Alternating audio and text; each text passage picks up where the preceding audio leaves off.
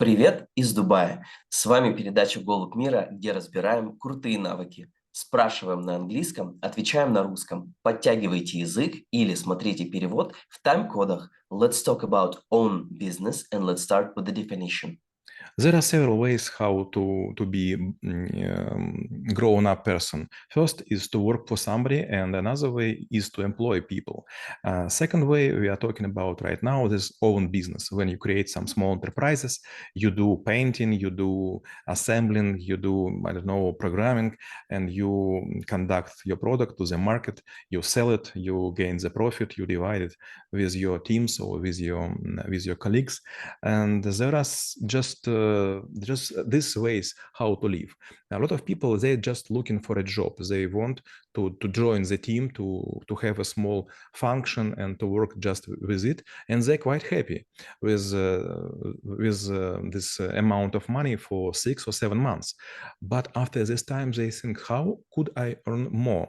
I have a boss which I don't like, I have a job which I hate, I don't want to sit here, I don't want to use instructions and so on. Okay, you have another way. You could establish your own enterprise.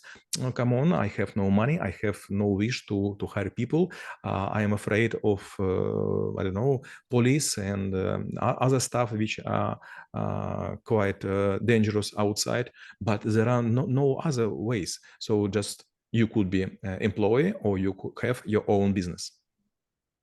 So, what are the things that defines the business and actually makes it your own? And in what other levels of those things they might be exist in order to see that it's my small business or it's like a medium size? But what are the fundamentals?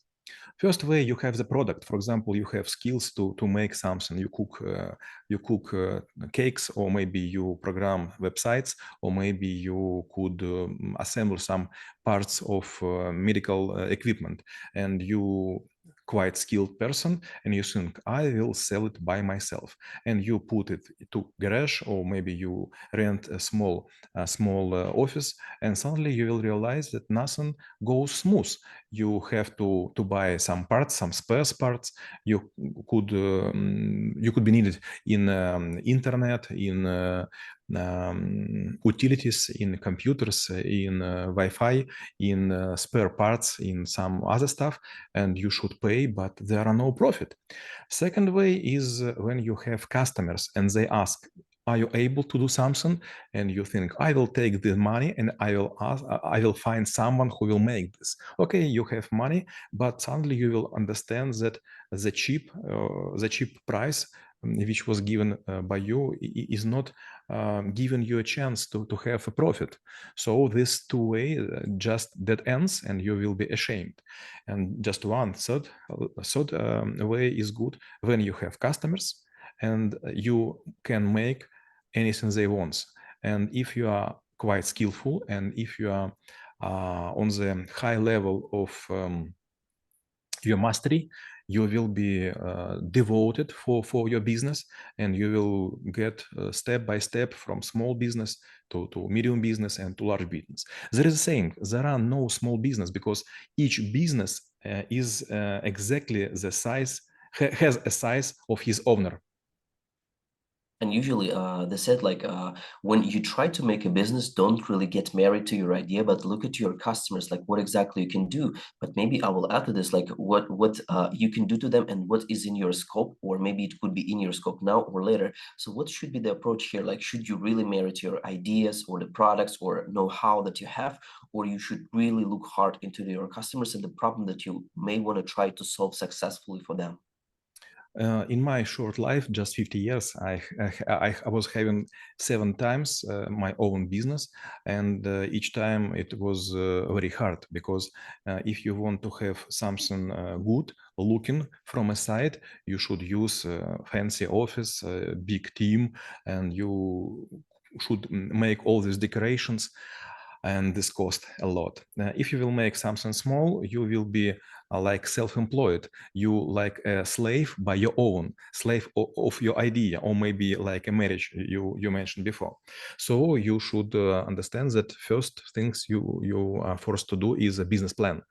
For example, in my life, usually I write business plan for 18 months. Yes, it's too long, but why it is so? I'm trying to make modeling in Excel, and there are a lot of formulas which has too many dimensions and relations. I often say there is no such a thing like a business plan. You just know drivers, and if something goes wrong, you could correct your tables. But if you have no tables, you have nothing to correct. And actually, when it comes to embarking on this journey, one of the big points that you mentioned is yes, to have a plan, the business plan. But what's other about the other aspects? There also might be like even the psychological aspect, or let's say even the social aspect, because the one might be thinking, okay, what other people will think if I fell? But there also might be a pulling aspects, like what exactly motivates you to move there. So, what are the things that should be considered before the person actually crosses this Rubicon and makes a decision to start something new on their own? You know, it's very funny. When you are an employee of someone's team, you just wait for the same date and you will get SMS with your income on your plastic card. But when you are trying to make your own business, you will be on the other side of the mirror.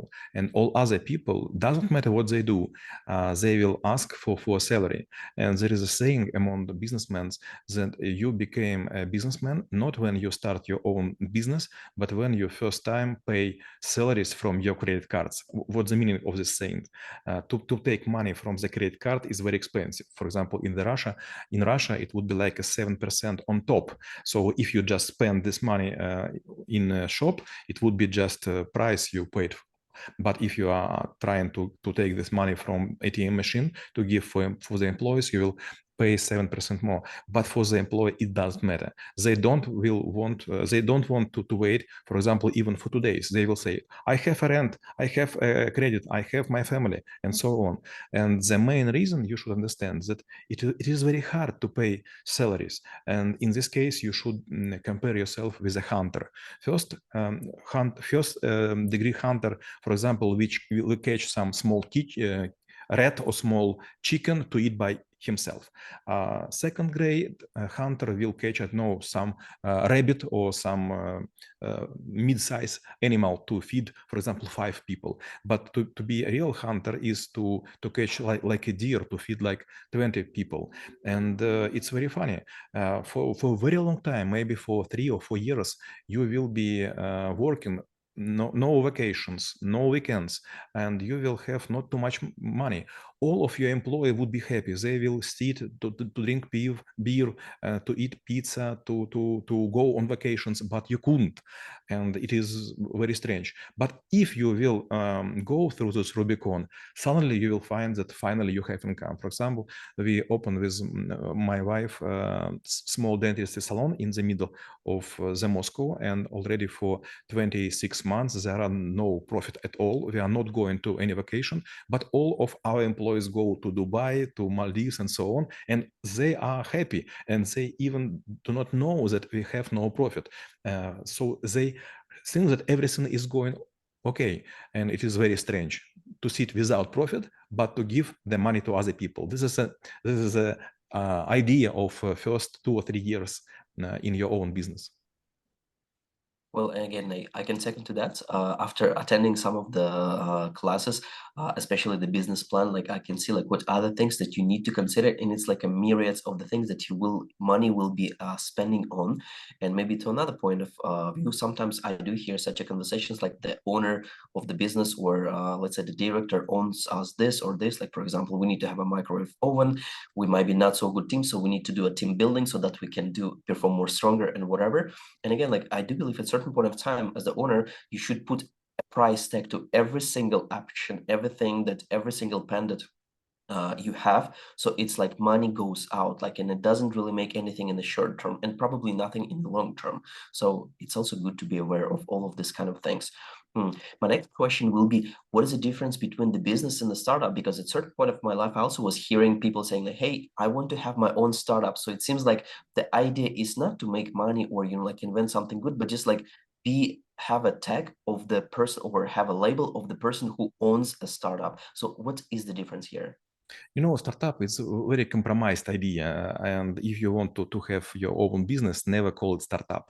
Startup, this just a way how business was done by student in Silicon Valley of USA. And they were given some grants of government, of the state, or of the so-called joint venture sharks or business angels. This was funny things, but nothing happened. Yes, maybe 10 or 20 startups were grown up and they give profits and they became unicorn. But to be honest, for last 20 months, at least 5 unicorns were fallen, like Tyrannos, like some crypto birja. Yeah, crypto market or something like this. And so on.